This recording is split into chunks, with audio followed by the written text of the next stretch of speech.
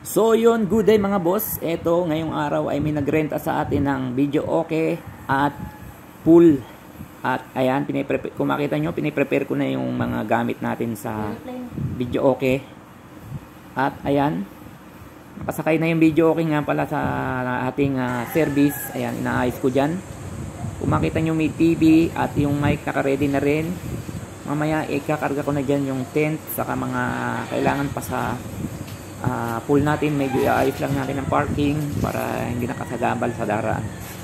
So ayan, kung makita nyo, maagang-maaga nag-ayos na nga ako dyan ng time na yan ng ating dadalhin. So ayan, ikakarga ko na nga yung tent. Ayan, sa bubong ko na lang yan ilalagay para sakto-sakto sa atin. Hindi na ba yan mahuhulog dyan kasi mabagal lang naman ang takbo natin dyan. I-ready lang natin yung tent para sa swimming pool. So yung nagrenta nga pala na sa atin ay sa Golden Horizon, parehas. Isa sa Phase 3 Pag-ibig at sa yung video okay naman guys ay sa Villas Phase 2. So kunin ko lang yung mga gagamitin natin sa pool. Ayan, kinuha ko na rin yung panglatag natin sa pool na isolation. Tapos kunin ko yung mga iba pang gamit sa pool. Ayan, kinuha ko na rin yung mga bracket nya sa ating pool. At diyan ko na lang ilalagay din sa may tricycle. Pagkakasyahin ko na lang dyan yung mga gamit natin para sakto-sakto. Isang delivery lang ang atin. Unahin kong i-deliver yung video okay mamaya. So ayan, kinuha ko na rin yung trapal ng swimming pool natin.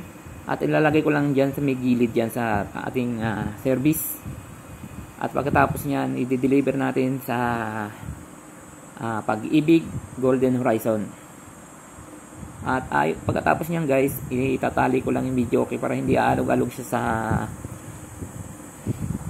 mamaya sa ating delivery.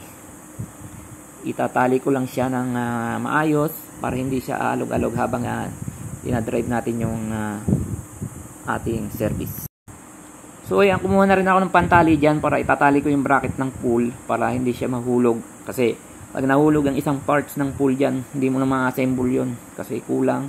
Kaya sinisigurado natin na okay yung ating mga bracket ng pool na walang magkukulang na parts. So ayan, tinatali ko lang dyan kung makita nyo guys. Mamaya itatali ko naman yung video okay dyan. At ayan na nga guys, ready na lahat. Naitali ko na rin yung video okay. Ayan guys, kung makikita nyo yung pagkaka-settings natin sa mga i-deliver natin. Nandiyo yung tent, nasa bubong, saka yung isolation foam na pangsapin.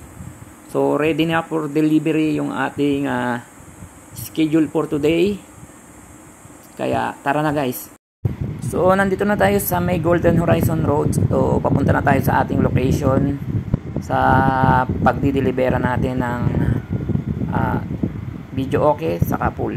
Bali unahin lang natin ihatid yung video okay, katapos niyan ay pool. So ayan guys, nandito na tayo sa location natin dito sa Pag-ibig Villas. So hanapin lang natin yung bahay kung saan natin ibababa yung video okay. Dito lang yan siya sa may bandang block 45 lot 36. So liko lang tayo dito sa may kaliwa at dito na yung location natin. So ayan, kung makita nyo yung mga lamesa na yan, dyan natin ibababa yung video okay. Bali yung kanilang settings ay hindi akin yan. Bali video okay lang yung hinahire sa atin. Nakaayos na sila. So ayan, kung makita nyo na-set up na natin yung video okay. Nakaayos na rin yung pang event nila na binyag. So ang ganda ng pagkakaayos nila. Bali video okay lang yung nirenta sa atin kasi nag-rent sila ng mga party needs sa ibang supplier.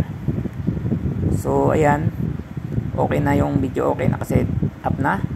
At ngayon i-deliver natin yung pool sa Phase 3 Pag-ibig sa may block 5 lot 46. Bali ito, nandito na tayo sa Pag-ibig Phase 3 sa may dulo block 546 at i-deliver natin yung pool Tapos i-set up natin. So ayun guys, nandito na tayo sa ating pag-set up ng pool natin. Bali, unahin lang natin yung tent. So ayan guys, kung makikita nyo, binaba ko na yung tent. At ayan, kayang-kaya nyo i-assemble yan. Kahit mag-isa kayo, ibubukan nyo lang yan. At ready for assembly na yan. Yan ang kagandahan sa tent natin. Hindi na magbubuhat ng mabigat kasi magaan lang yan guys. Bali, bubuka mo lang siya na parang payong dyan at yung gitna niya. Ayan. Tapos ilalak mo yung 4 na gilid niya guys. So yung tent natin guys ay Homestar tent. Makapal yung ano niya, yung pinaka lona niya. Saka easy to assemble din yan guys. So yung lock niya guys, dyan sa may 4 na gilid, pwede nyo yung taasan hanggang 4 na tuldok. Yung may tuldok dyan sa pinaka bracket niya, pwede nyo taasan. So ayan, kung makikita nyo guys, okay na yung tent natin. At mamaya yung pool naman yung ilalatag natin. Bali, naayos ko lang dyan para hindi nakaharang siya sa daan. Bali, kalahating daan lang yung sasakupin ng tent natin para hindi nakakabala sa mga dadaan dyan sa Pag-ibig Pastry. Pasintabi muna tayo, mag-set up muna ako ng pool natin para makapag-swimming yung ating mga customer dito sa Black Pipe. So ang ginawa ko dyan guys, winalsan ko muna yung sahig dyan para yung mga bato at graba ay matanggal, para yung pool natin safe na safe sa mga buhangin at bato na siyang bumubutas sa ating pool. Kaya winalsan ko muna ng panandalian guys yung samento dyan. Pagkatapos nyan guys, lalatagan ko yan ng isolation foam para maganda yung pagkaka set up natin sa pool na ilalagay natin. So ayan, kung makikita nyo guys, ilatag ko na yung isolation foam na 3 meter by 3 meter yung haba niyan guys. So ayan guys, na-setting na natin yung panglatag natin na isolation sa sahig. So walsan lang natin ng kaunti para matanggal yung mga alikabok at buhangin dyan sa may isolation foam.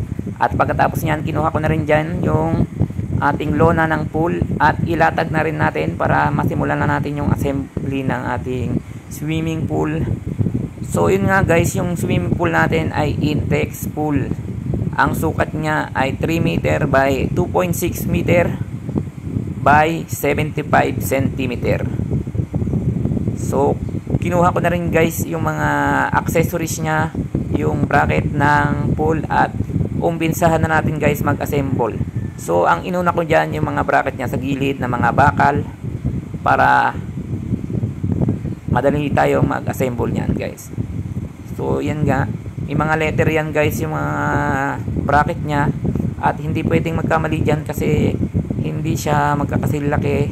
At yung mga dulo niyan guys ng mga metal bar ay may butas sa gilid, at doon natin isusuot yung pinaka pin niya para mailak yung mga bracket ng pool para hindi siya magkalasan habang ginagamit ng ating customer. So ayan guys, malapit nang matapos yung pag-set up natin ng pool. Sobrang dali lang mag-assemble nito. Kayang-kaya kahit bata, matanda, o nag-iisa ka lang, kayang-kaya mo i-assemble niyan guys. So ayan guys, na-assemble na natin, at mamaya-maya lalagyan na ng customer ng tubig yan at ready na for swimming. So yun na guys, yung sukat nga pala ng tent natin guys ay 3 meter by 3 meter. Homestar yung tatak nya, makapal yung tela, at sa Shopee ko yan nabili. So yan guys, okay na yung pool natin. Bali, kaunting ayos na lang at pwede nating lagyan ng tubig. So sa magre-renta nga pala, just PM lang sa page at sa para ma-schedule natin yung ating swimming pool, video okay, chair, table. So yun lang guys, at hanggang sa muli, bye bye.